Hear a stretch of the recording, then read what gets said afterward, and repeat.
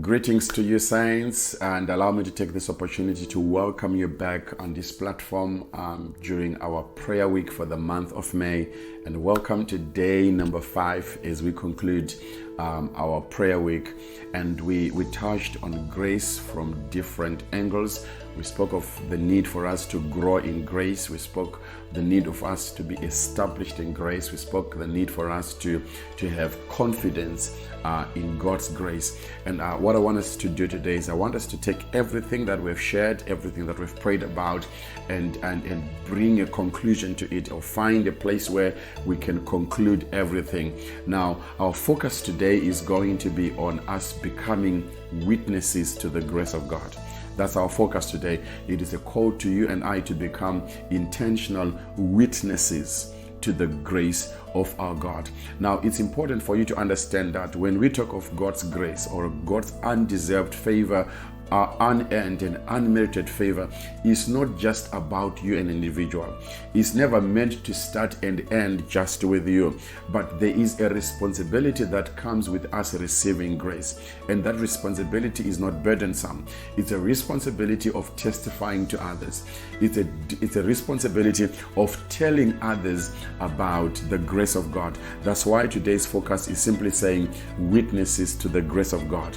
Now, by definition, a witness is someone who gives evidence or produces proof. That's a witness. A witness is someone who gives evidence or produces proof. In other words, we can say a witness is someone who tells others about what they have experienced.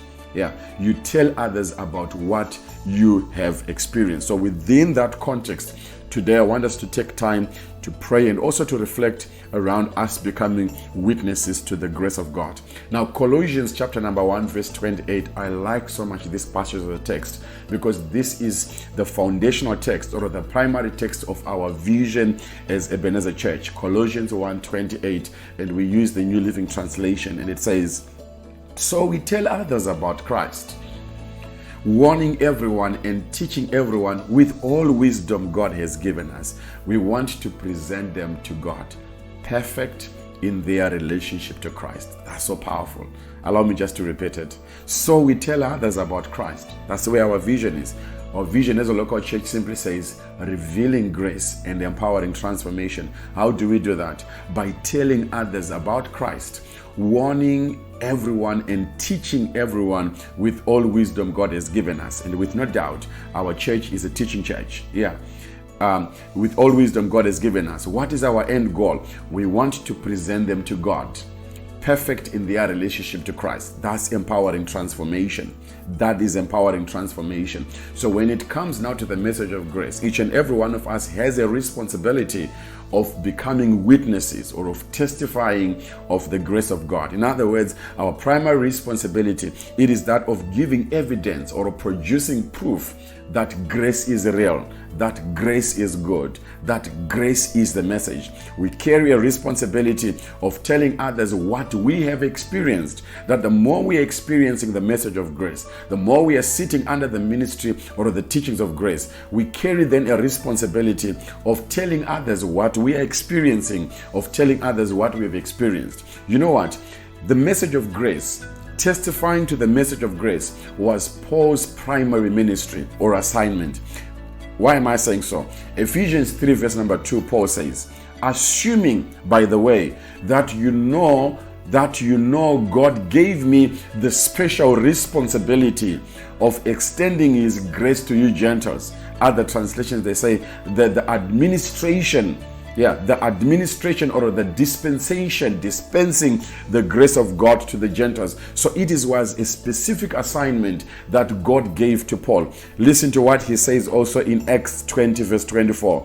Acts 20 verse 24, he says, "But none of these things move me, nor do I count my life dear to myself, so that I may finish my race with joy," number one, "and the ministry which I received from the Lord Jesus Christ." He wants to finish his race with joy and to finish the ministry which he received from the Lord.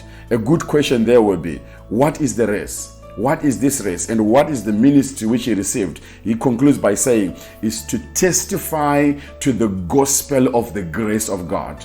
To testify to the gospel or the good news of the grace of God. You know what? Grace is the power of the gospel.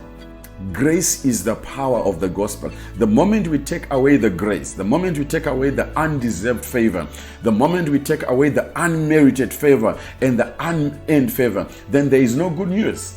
There is absolutely no good news. That is why today we're encouraging each other to come back and to embrace our assignment. That yes, now we're experiencing the grace of God. We are understanding the grace of God. But there is a responsibility to you and I. And what is that responsibility? It is that of witnessing to the gospel of the grace of God. To become people that give evidence that grace is real. So I want you to take time to pray. Number one, to pray for encounters with the grace of God, to have encounters with the grace of God, because you can only give evidence of what you've experienced. You can only testify to that which you witnessed, that which you saw and heard, which you saw with your eyes and heard with your own ears. So it's important that you and I, we experience grace at a personal level so that we can go out and testify of the very same grace. And then number two, I want you and I to pray for obedience and courage to become witnesses to the gospel of God's grace. And as a church, that is our assignment, to reveal grace and to empower transformation. But that takes obedience and that takes courage as well for us to fulfill that assignment. So please, as we go on with our day today, let us take time to pause, to pray, to reflect around this area of becoming witnesses to the gospel of grace. May God bless you. May God keep you until we meet again. This is Pastor Danny.